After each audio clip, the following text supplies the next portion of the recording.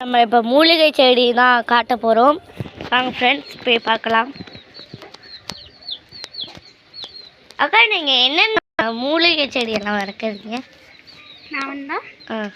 நான் வந்து எப்படி இது முடியெல்லாம் எப்படி வளர்கிறதுக்கு, அப்புறம் வந்து நல்லா எப்படி அந்த மருதாணியெல்லாம் வச்சு எப்படி சவக்க வைக்கிறது, மருதாணியே இல்லாமல் எப்படி அதை வச்சு செய்கிறது, அது மட்டும்தான் நான் மூலிகை செடி வைக்கிறேன்.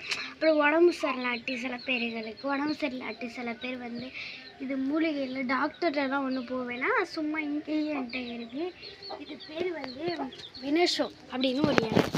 இதை வந்து நம்ம ஒரு நாள் இதை தேய்ச்சி கையில் இதை நம்ம நல்லா கழுவிட்டு கையில் தேய்ச்சி இங்கிட்ட வச்சோம்னா நெத்திக்கிட்ட வச்சோம்னா போயிடும். இப்போ எடுத்துகிட்டு சளி பிடிச்சிருக்கவங்களுக்கு வச்சோம்னா போயிடும். சில பேர்களுக்கு அதாவது சளி பிடிச்சி ரொம்ப இதாகிட்டுனா தெரியுது பார்த்தீங்களா, இது வந்து இது கீரை, முடக்காய் கீரை அப்படின்னு சொல்லுவாங்க. அந்த கீரையை பிரித்து நல்லா இது பண்ணி அரைச்சி தோசை ஊற்றி சாப்பிட்டோம்னா நல்லாயிருக்கும். அப்படி குழம்பு எப்படி சாப்பிடணும். இது முடி வளர்கிறதுக்காண்டி இதை வந்து நம்ம அரைச்சி இது பண்ணோம்னா முடி வளரும். அங்கிட்டு வந்து அந்த மருதாணி செடின்னு ஒன்றுருவோம், அதை வச்சு தான் மருதாணிலாம் செய்யணும். சரிக்கா.